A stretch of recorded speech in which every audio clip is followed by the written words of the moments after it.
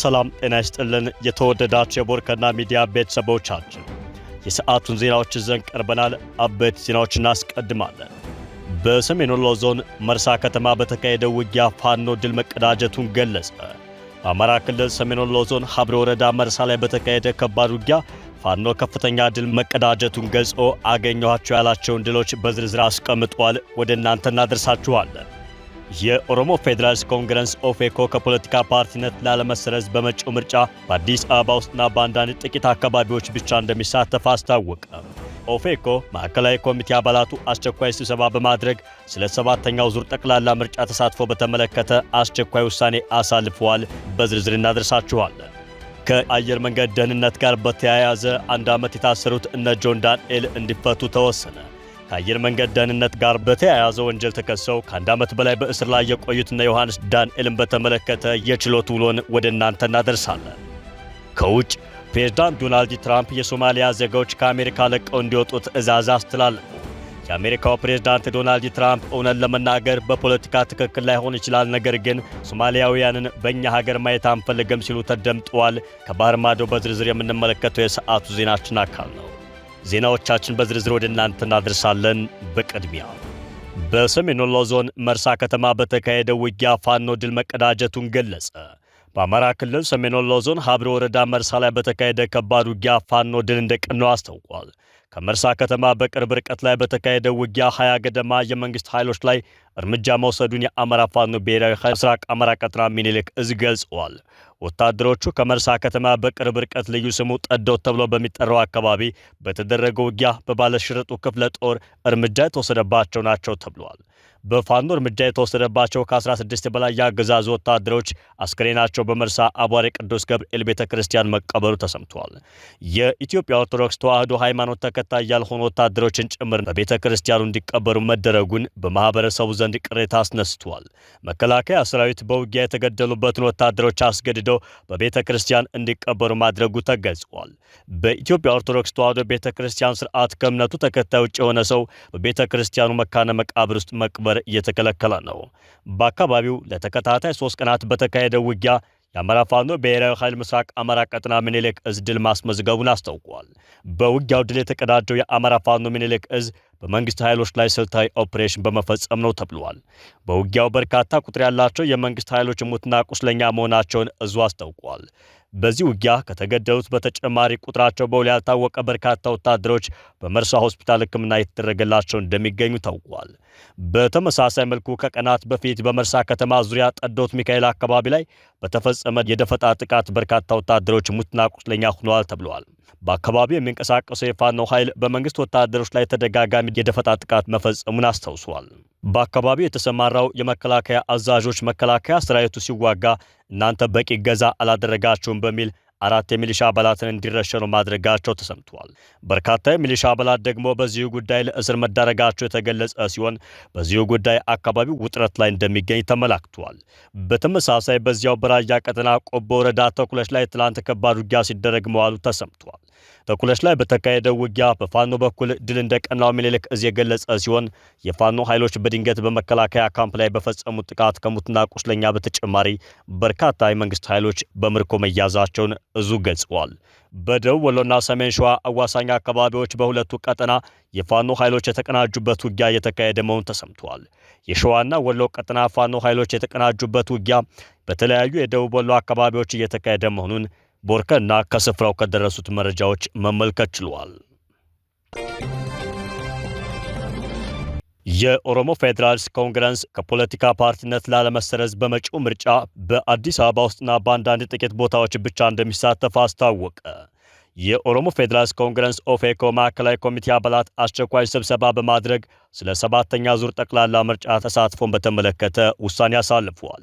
ማዕከላዊ ኮሚቴው በ7ኛ ዙር የኢትዮጵያ አጠቃላይ ምርጫ ላይ መሳተፋችንን በተመለከተ ኃላፊነት በተሞላበትና መርህ ላይ በተመሰረተ የሚካሄድበትን ስልት ወስነናል ሲል ገልጸዋል። በሀገሪቱ ውስጥ ያለውን አስቸጋሪ ፖለቲካና የጸጥታ ቀውስ እንዲሁም የፓርቲያችንን ህጋዊ ግዴታዎችና ለአባላቶቻችንና ለምንወክለው ህዝብ ያለበትን ጥልቅ ኃላፊነት ከግምት በማስገባት ሰፊ ግምገማ አድርገናል ብለዋል። የማዕከላዊ ኮሚቴው በኦሮሚያ በአማራና በሌሎችም ክልሎች በግልጽ በሚታዩ ወታደራዊ ግጭቶች ምክንያት በስፋት በተከሰተ መፈናቀልና በአሰቃቂ ሕይወት መጥፋት የተነሳ በመላ ሀገሪቱ ነጻ ፍትሐዊና ሰላማዊ ምርጫ ለማካሄድ ሙሉ በሙሉ በሚባል ደረጃ አስቻይ ሁኔታ እንደሌለ አረጋግጠናል በማለት አስታውቋል። አባሎቻችንን ጨምሮ የተለያዩ የፖለቲካ መሪዎች በእስር ላይ መቆየታቸው፣ ቢሮዎች መዘጋታቸው እንዲሁም የነጻ ፕሬስና የዜጎች መብት ስልታዊ በሆነ መንገድ በመታፈናቸው የብዝሃ ፓርቲ ዲሞክራሲን ተስፋ ባዶ የሚያደርግ ሁኔታ በመሆኑ የፖለቲካ ምህዳሩ እጅግ የጠበበ ሆኖ መገኘቱ ተረጋግጧል ሲል አክሏል። ማዕከላዊ ኮሚቴው አክሎም የአባላቱን የእጩዎቹን የደጋፊዎቹና የአጠቃላይ ህዝቡን ደህንነት እንደ ዋና መርህ ግምት ውስጥ በማስገባትና ሕይወታቸውን አደጋ ላይ በሚጥልና መሰረታዊ ጉለት ባለበት ሀገር አቀፍ ምርጫ ለመሳተፍ አስቸጋሪ ሁኔታ እንደገጠመው ገልጸዋል። አስቻይ ሁኔታ በሌለበት የሚካሄድ ምርጫ ሁሉም የኢትዮጵያ ህዝቦች የሚፈልጉትን ሰላምና መረጋጋትም ሆነ ዲሞክራሲያዊ አስተዳደር እንደማያመጣ ታምኗል ብሏል ኦፌኮ። ነገር ግን ፓርቲው በዲሞክራሲያዊነትና የህገ መንግስታዊነት በስፋት ተንጸባርቆበታል ባለው ስድስተኛው ዙር ሀገራዊ ምርጫ ላይ ባለመሳተፉና እንደ የኢትዮጵያ ምርጫ የፖለቲካ ፓርቲዎች ምዝገባና የምርጫ ስነ ምግባር አዋጅ ቁጥር 1162/2011 አንቀጽ 99 1 ም በአዋጅ ቁጥር 1394/2017 ተሻሽሎ እንደተሸጋሸገ የፖለቲካ ፓርቲው በሁለቱ ተከታታይ የምርጫ ወቅቶች በጠቅላላ ወይም የአካባቢ ምርጫ ውድድር ሳይሳተፍ የቀረ እንደሆነ ከምዝገባ ይሰረዛል ስለሚል ብቻ በፌዴራል ዋና ከተማ አዲስ አበባ ውስጥና በአንዳንድ ጥቂት አካባቢዎች ሊሳተፍ እስከ ምርጫው ጊዜ ድረስ ሁኔታዎች ተስፋ ሰጭና መሰረታዊ በሆነ መንገድ ከተለወጡ ፓርቲው ውሳኔውን እንደገና እንደሚያጤን ወስኗል።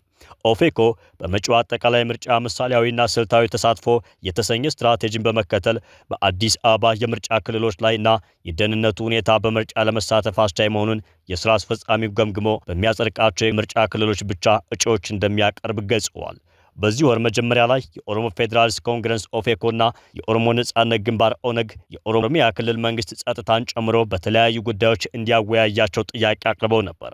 ፓርቲዎቹ ህዳር 9 ቀን 2018 ዓ.ም በጻፉት የእንወያይ ጥያቄ ከክልሉ ፕሬዝዳንት አቶ ሽመልስ አብዲሳ ጋር ስለ ኦሮሚያና ኦሮሞ ህዝብ ለመወያየት ቀጠሮ እንዲሰጣቸው ጠይቀዋል።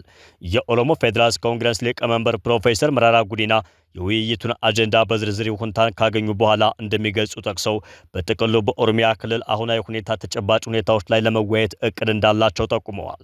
ፕሮፌሰሩ ውይይቱ በዋናነት በክልሉ የሰላም ችግርና ሌሎች በክልሉ ላይ አሉ ያሏቸው ችግሮች ላይ ውይይት እናደርጋለን ሲሉ ተናግረዋል። ሁለቱም ፓርቲዎች የክልሉን መንግስት ምላሽ የተጠባበቁ ቢሆንም ይህ የንዋይ ጥያቄን ተከትሎ እስካሁን ከክልሉ መንግስት የተሰጠ ምንም አይነት ምላሽ የለም ተብሏል። በተመሳሳይ መልኩ ፓርቲው ከ3 ወር በፊት ባወጣው መግለጫ በ2018 ዓ.ም በሚካሄደው ምርጫ ለመሳተፍ የምንወስነው ያቀረብኳቸው መሰረታዊ ጥያቄዎች ምላሽ በማግኘታቸው ላይ የተመሰረተ ነው ሲል አስታውቋል። የኦሮሞ ፌዴራሊስት ኮንግረስ ፓርቲ ኦፌኮ ከተባበሩት መንግስታት ድርጅት የውጭ መረጃ አሰባሳቢ ልዑክ ጋር በዋና ጽሕፈት ቤቱ በተወያዩበት ወቅት በ2018 ዓ.ም የሚካሄደው 7ኛው ዙር አጠቃላይ የኢትዮጵያ ሀገራዊ ምርጫ ቁልፍና ወሳኝ የተባሉ ጥያቄዎችን አቅርቤያለሁ ብለዋል። ኦፌኮ ነጻ ፍትሐዊና ተአማኒነት ያለው ምርጫ ሂደት እንዲረጋገጥ መንግስት ሊያሟላቸው የሚገባቸውን መሰረታዊ ጥያቄዎችን እንዲሁም የሀገሪቱን የፖለቲካ ቀውስ አስመልክቶ ዝርዝርና የማያዳግም ግምገማ አቅርበናል ብለዋል። የፓርቲው ሊቀመንበር ፕሮፌሰር መራራ ጉዲና ኦፌኮ በ2018 ምርጫ ላይ መሳተፉ ሙሉ በሙሉ በመሰረታዊና በተጨባጭ ለውጦች ላይ የተመሰረተ ነው ነበር ያሉት። ዲሞክራሲያዊ ምርጫ ድምጽ የመስጠት ቴክኒካዊ ሂደት ብቻ አይደለም፣ የዲሞክራሲያዊ ሂደት ውጤት ነው። ይህ ሂደት ዛሬ በኢትዮጵያ የለም። በጦርነትና በፖለቲካ ስደት ውስጥ ተአማኒነት ያለው ምርጫ ማካሄድ አይቻልም ብለዋል ፕሮፌሰሩ።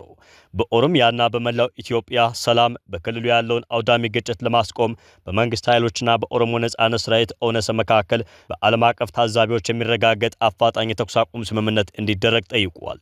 ሁሉንም የፖለቲካ እስረኞች መፍታት፣ የኦፌኮ አባላትን አመራሮችንና ደጋፊዎችን ጨምሮ በመላ ሀገሪቱ የታሰሩ በሺዎች የሚቆጠሩ ሌሎች የፖለቲካ እስረኞች፣ ጋዜጠኞችና አክቲቪስቶች ያለምንም ቅድመ ሁኔታ እንዲፈቱም አሳስበዋል። በነጻነት የመንቀሳቀሱ ዋስትና፣ በተቃዋሚዎች ላይ የሚደርሰው ማስፈራራት፣ ወከባና እስራት እንዲቆምና የኦፌኮ የፓርቲ ጽሕፈት ቤቶችን በነጻነት የመክፈትና የማንቀሳቀስ እንዲሁም ከሀገር ውስጥ አስተዳዳሪዎችና ከጸጥታ ኃይሎች ምንም አይነት ጣልቃ ገብነት ሳይኖር ህዝባዊ ስብሰባዎችን የማድረግ መብት እንዲከበርለት ፓርቲው ጠይቋል። የኢትዮጵያ መከላከያ ሰራዊት፣ የፌዴራል ፖሊስና የክልል የጸጥታ ኃይሎች አመራሮች በፖለቲካው ሂደት ውስጥ ሙሉ በሙሉ ገለልተኛ ለመሆናቸው በይፋ ቃል የሚገቡበትና ጥሰቶችን የሚመረምር ገለልተኛ አካል የሚቋቋምበት ስምምነት እንዲፈረምም አሳስቧል። ኦፌኮ ከምርጫ በፊት የሁሉም ፖለቲካ ፓርቲዎች ውይይት በገዢው ፓርቲና በሁሉም ዋና ዋና ተቃዋሚ ፓርቲዎች መካከል ግልጽ የሆነ የምርጫ ፍኖተ ካርታ ላይ ለመስማማት የሚያስችል ይፋዊ ውይይት እንዲካሄድና የምርጫ ቦርድን እንደገና ማቋቋም ገለልተኛነቱን ለማረጋገጥ ሁሉም ዋና ዋና የፖለቲካ ፓርቲዎች በሚሳተፉበት ግልጽና አካታችነት ላይ በተመሰረተ ሂደት ኮሚሽነሮችን በመሾም የኢትዮጵያ ብሔራዊ ምርጫ ቦርድ እንደገና እንዲዋቀርም ጠይቀዋል።